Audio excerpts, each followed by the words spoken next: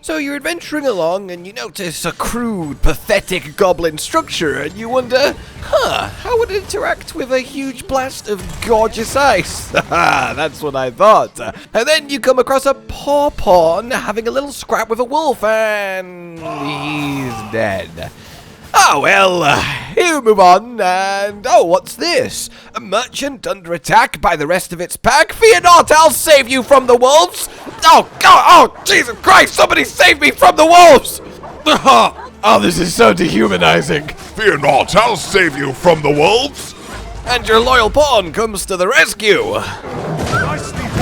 With a compliment you can't help but feel is just a little bit sarcastic, but all is well and the merchant is safe. You claim your reward for happening by, conjure up a riftstone and decide to make camp for the night. Your health is low, your party is weary, and it's time to eat. God, that meat though. And then sleep. Though it's not to be, for you've been attacked before dawn. You must defend your campsite and move on. I'm sure nothing else will befall you today. A few moments later. Watch out! Watch out! Watch out! Focus your strength, Harrison. Okay, this is fine. This is fine. It's just an ogre. I can just need. Oh, God! Please, I just need a moment. I cannot express how much I love this game. Hello, my fellow Arisen. Yes, it's almost time. And thanks to Capcom, I have been playing and playing and playing. Like, seriously, I almost have 100 hours already. It's actually kind of a problem. And while, of course, I am at liberty to critique it in any way I see fit, it's good. It's so good. Oh my god, it's so good.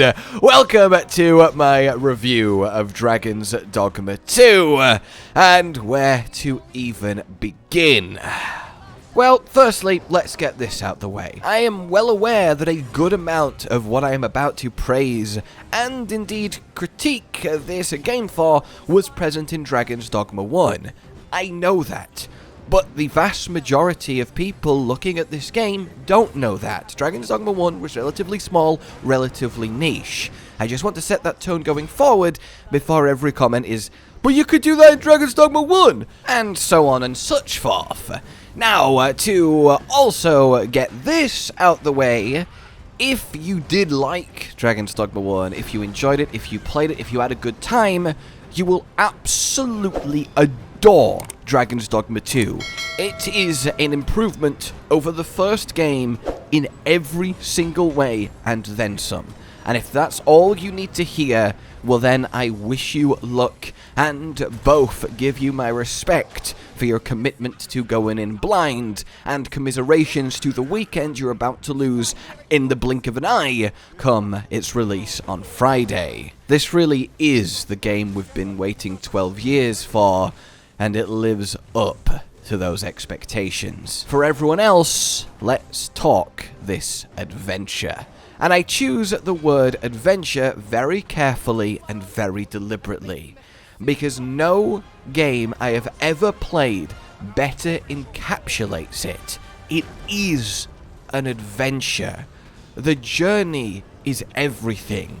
That's not because the ending is dissatisfying. Far from it, especially if you explore and pay attention, though I will say no more on that front, but because it puts you in it, like deeply in it.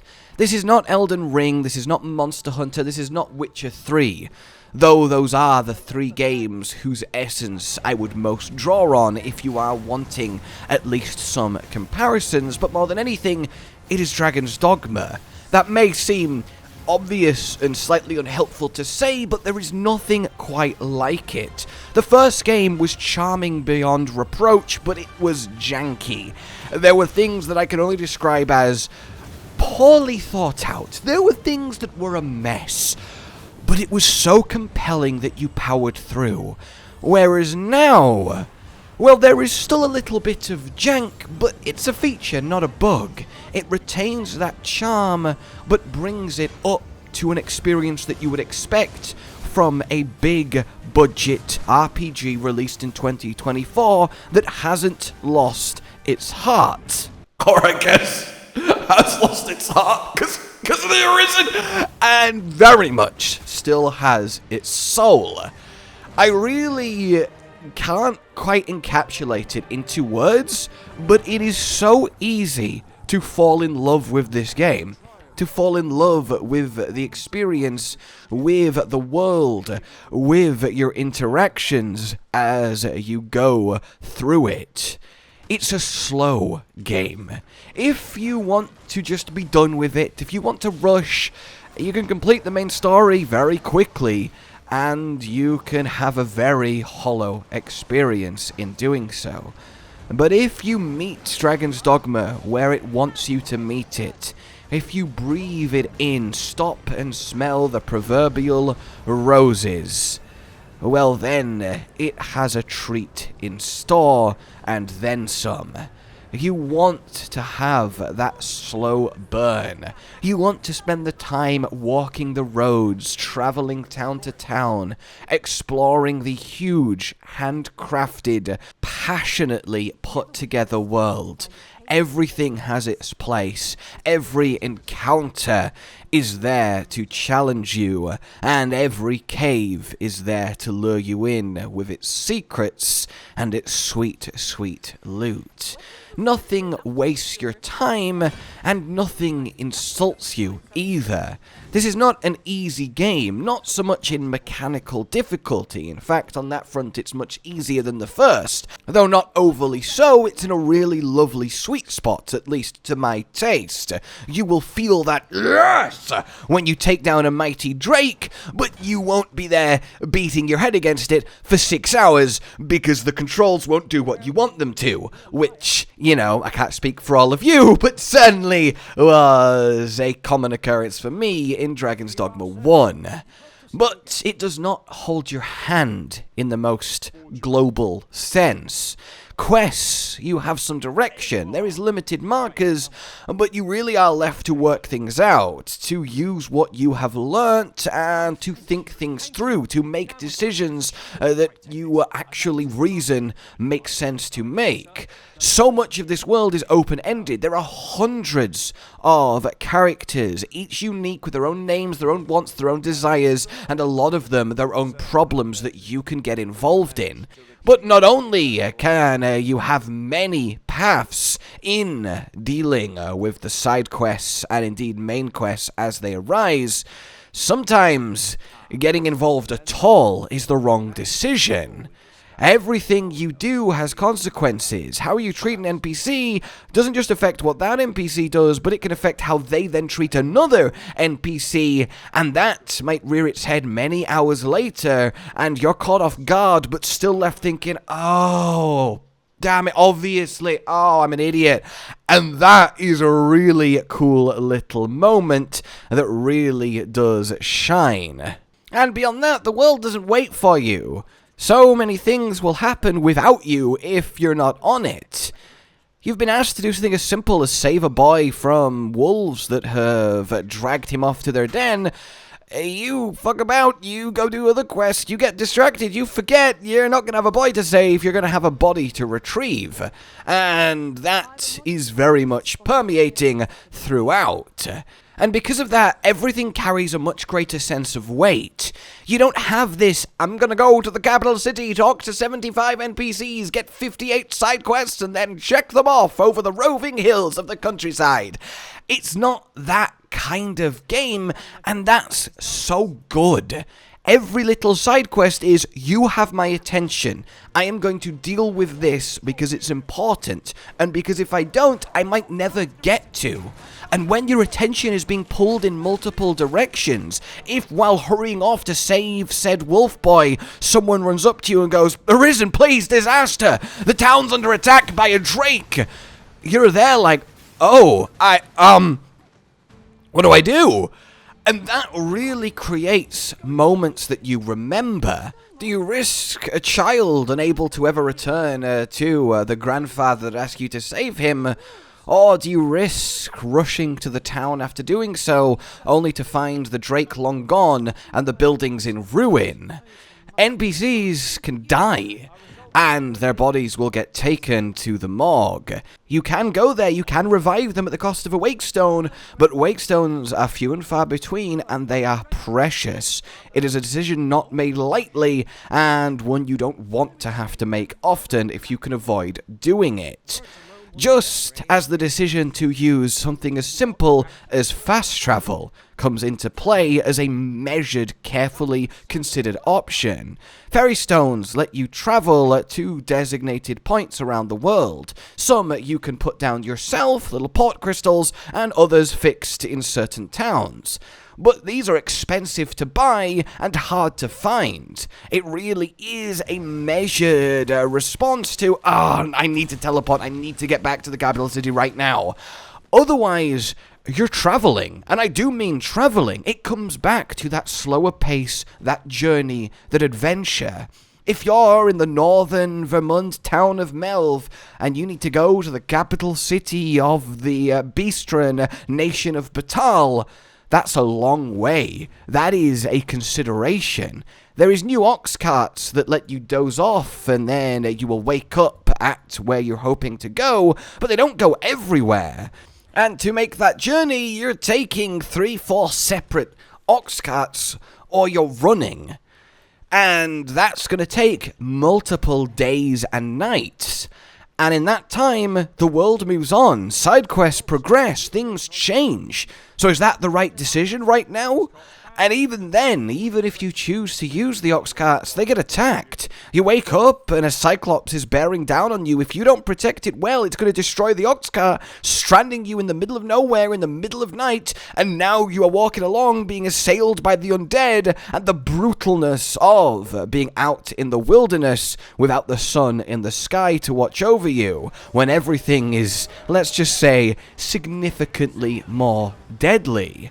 Do you forgo the rest of your travel and find a campsite to hunker down at? That's probably a good decision, but what if again you're on a time limit? You really do have to plan in a sense that's really enjoyable when it's pulled off, but again, only you can tell if what I'm describing sounds like a good experience. If you really let yourself sink into the world of Dragons Dogma 2, it will reward you with awesome memories.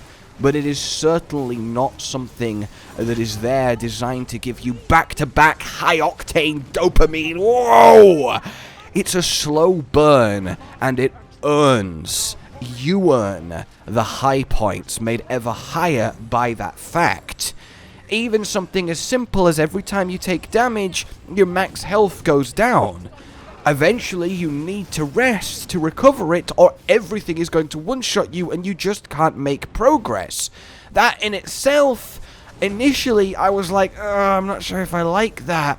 But then, it just kind of clicked. You can't just adventure forever. You're arisen, you will get exhausted, you need to sleep, you will get fatigued, you will start to make mistakes. The same goes for your pawns. You need to rest, just as travel time is real. And that's what I'm saying. The journey. It's rare that a game really conjures up what I imagine it would be like if you suddenly woke up in its world and had to operate by its rules, but this does it, and it does it in a way that for the most part really, really works. And beyond that, does it with heart. Your pawns are so charming, they have infinitely more dialogue that is more interesting and more helpful and more enjoyable than the first game. Contextually, they have lines I have seen about every single quest I've ever been on, in different ways depending on what you choose to do. They talk to each other and have actual conversations alongside you. They react to what's happening in a way that really makes it feel like you're playing a multiplayer game, but they're your, AI companions. And by the end of it all, you really will forget anything other than your pawns are just your companions. just a little touch, like a hard battle won. They want to give you a little high five or a fist bump, like, yeah, we did it, Arisen. And it's like, you get to the point where you're like, yeah, we did, come here, high five. By the way, any of you going into this game, if you ever leave any of your pawns hanging, you are an absolute monster, except the few times that I do it in the Pro and Noob series, because, you know, my main pawn is Cotton, and, you know, sometimes you gotta teach him a lesson. And it's just so charming. Like, my god, that's the kind of thing that I'm saying, where it's so easy to fall in love with this game. And to talk on the pawns, and, well, the AI, it has never been better. It's so good. They're so helpful. They stay on task. They do what you want them to do. There's no weirdness or annoyance. They make decisions so often that I would make if I was controlling them in that situation as a human. Yes, there are times where there's going to be little hiccups, but honestly, and this might be a weird thing to praise something for, to really stress, but I have never experienced an RPG that has had more naturally, completely organically occurring, hilarious shenanigans moments ever. And considering there isn't another human deliberately doing weird stuff to create them, which is obviously always fun too, playing with your friends, silly things happen, is a mark of, I want to call it accidental genius. Like fighting through melting slimes in a cave. We kill one and then Pawn Godden's like, haha, yeah, we did it, high five. But I didn't know, so I turn around and I'm running back through the cave, only to run into his high five, which locks us in the high five animation as another slime envelops us, causing us to go into the, I'm dying animation, and the other two pawns come on to try and help, and everyone's just here melting away, and it's like, oh my god, this is a disaster. But it's so funny. Like, it's such a great, like, that's a memory right there. Like, it's so brilliant. And if you find that situation I've just described charming as opposed to frustrating, you're gonna have a great time adventuring with your pawns. Not that I want to oversell how often it happens, because it doesn't. It's just a great example. It really is. Like, I can't express it enough. You will smile so much at so much that happens, and none of it is inherently designed to happen, or a scripted moment, or a specific point in a specific quest. It just does. It's such a fun, like, representation of adventuring in this party and doing your best to conquer every challenge in your way, to navigate the political and social dynamics and problems, and to simply get by. I really can't express enough how much I adore it. Now, I realize at a certain point during this whole little shindig, the footage went from my own to sort of trailery type things, and that's because I am limited in what new original gameplay I can show you, which of course is a shame, though I do understand, but I didn't want to just end it at that because I have so much to say, so I hope you have been enjoying that regardless. I also realized that when I look at a game, I really like to look at how it makes you feel, right? The memories it will create, the enjoyment that you will have. I know a lot of you might be asking, yeah, but specifically mechanically, how does this work, or this vocation, or this new hybrids move, or what about the stats and stuff? And obviously that is all important and makes a big difference, but for me, the question of whether to give something your limited free time really does come down to the heart of it. And that's what I like to focus on when I talk about these games. That said, if you do have any questions specifically on anything, and we can tell you the answer, please ask them down below. Cotton will also be giving you his review and take on it, and that is where you'll find a lot more of that specific stuff, and anything that you do want to know, we will do our best to put it in and make it so. But for now, on with this show. And being able to walk up a hill past a statue that always shows a place that you probably want to check out, get some loot out of a chest, and see the capital city in the distance, knowing that you can walk there without any loading screens. And I really can't stress that enough. The only loading I've ever done after initially, getting into game is fairy stones. And even then, it's not literally loading, it's just kind of a fade in, fade out like ox carts. That is very, very nice. And really sells the grandioseness of everything going on, and it really is grandiose. So yes, the world is massive. It is not like gonna win any of those, oh yes, we've got a bajillion kilometers squared empty field for you to run around in. No, but it is big, and it feels even bigger because of how dense it is. There's a lot going on, and all of it is worth seeing.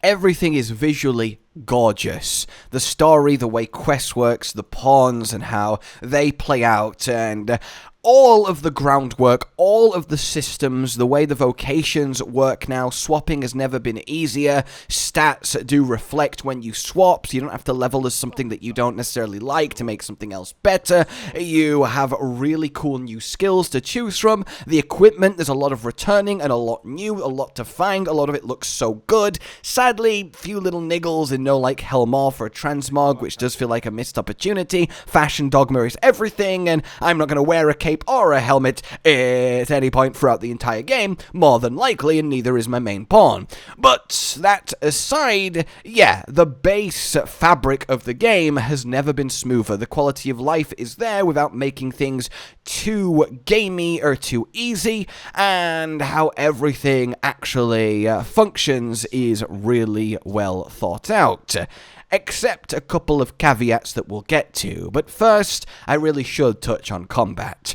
Visually, as I just said, spectacular. The spells, but every vocation has some magnificent moments to pull out, and it feels infinitely better than Dragons Dogma 1. It's still slow. That word slow comes back. You're not going to be spam dodge rolling around. Bosses aren't going to be moving at 100 miles an hour as you dance with them. It is methodical. You avoid being hit, and yes, things like the thief and the archer do have some sort of dodging capabilities, but generally speaking, you avoid being hit by standing in the right place at the right time, by flowing with the ebb and, well, flow of the encounter. Big, burly monsters are slow. You casting a spell is slow. You have to make that call when and where. It doesn't matter how powerful you are if you're being swarmed by goblins that are so far beneath you, but make it so you can never finish an incantation and never kill them until they have chipped away at you. You need your teamwork, you need a balance to make it happen of complementary vocations, and when you pull that off, it's so itch-scratching. It's not clunky combat, but I think that is a word that a lot of people are going to use before they get experienced at it. It really does click, and when it does, bringing things down has never felt better. You really can get into the mind of the beast and play it like a fiddle, and when that happens, it happens so well. There is so many returning creatures, a lot of new ones too. The movesets are there and expanded and lovely. Nothing feels unfair, but nothing feels too easy. A mistake can get you just disintegrated into the dirt, but if you know your foe well, you can take it apart like nothing. And ultimately, it just feels good to play. Even something as simple as building a platform with Frigor and then leaping off it and levitating to a ledge that you aren't really supposed to be able to get to, either yet or from where you just got to it. It just really, it's just nice. And the game doesn't care. You can do anything you want here. You can go on a murder hobo spree, you can solve things in ways that never it could have been expected, but it still kind of rolls with and allows for. There is stealth for all guns blazing. You can end up in all sorts of weird situations. Hell, the entire trickster vocation is built off, go on then, break our AI, let's see what you got, and it revels in it. There are things that you can point to like, oh, the popping's not too great, NPCs just kind of phasing in front of you, or, yes, oh no, frames. But like, who cares? There's just so much to fucking love here. If you really want a RPG experience that treats you, your time, and your intelligence with respect, that rewards a slower playstyle, that rewards being invested, that you can really lose yourself in, this is unlike anything else that you could want to experience. The same could have been said about Dragons Dogma 1, but 2 is better in every single sense. And hell, we've not even touched on the fact that we obviously have the entire second nation of Batal and everything going on there. The countless secrets that can be found in the game. Oh, there is no doubt in my mind that this is going to go down in history as one of the great RPGs of all time. I think it will be divisive because of its very nature, but I respect the hell out of them being unbending in the vision that they want to create, because I don't think everything needs to be for everyone. And for the people that do and will love this Dragons Dogma 2, they will love it dearly. And that is where I find myself falling. I just want to play and play and play, and I want to savor every second, do everything. And I can already tell it's going to be one of those games that gives you real post-completion sadness that it is over. But hey, then you jump into New Game Plus and figure out the things that you could not figure out the first time around. But it would be remiss to not mention a few of the things that are a little bit, I think this could just be better. One of which is enemy variety. There is a lot of enemies in the game, technically speaking, just as there's a lot of NPCs. And hell, there's a little, Pokédex catalogue of every NPC in the game. Once you've met them, you get information about them, even what gifts they like and stuff, and that's really nice. But I think that having Goblin and then Super Goblin and then Green Angry Goblin and then Bigger Goblin, they're all still kind of goblins, right? And there is a big chunk of the early game, sort of the first third of the experience, where you will essentially only fight goblins, harpies, wolves, saurians for small enemies, and then cyclopses, ogres, griffins, and minotaurs for big enemies. And you eventually start to be like, okay, I'm ready for more. And I also wish there was a few more big climactic sort of boss encounters, though that said, there is more than the first, and they are better than ever, so take that one with a pinch of salt. I also think that weight management is a little bit still too punishing and restrictive. The second you are heavy, air quotes, you just might as well stop. You just can't sprint anywhere. It's awful playing like that. And yes, it's to encourage and play into this cycle of journeys, of a day's adventure. You go out, you fill up, you rest at a campsite, you put your excess gains into storage, and then you go again. You're not supposed to just go and go and go and go without base camps, without pit stops, right? To play into that immersion of really adventuring where time matters.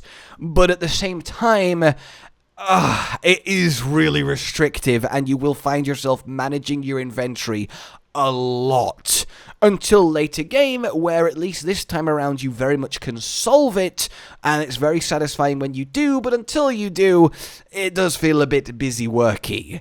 And then finally, I wish there was better just loot in specific places. One of the things I really like in something like a Souls game is you can learn where a specific cool weapon is and go run and get it, and that's not really the kind of case in Dragons Dogma. A lot of your equipment will just kind of randomly happen to you, and a lot of the best stuff you can buy off merchants if you find them, and finding them is, of course, part of the joy. There is a lot to be found in this game, a lot of secret areas, a lot of entire secret villages, and you really do want to be on the attention for anything on that front, but I do think it could be a little bit stronger on the loot side, at least in the first half of the game. And I can totally see a lot of people finding the pawn chatter annoying after a while, though after my already ridiculous amount of hours, I'm still not hearing the same lines that much. There really is that much dialogue, and as I say, I do find it charming, and you can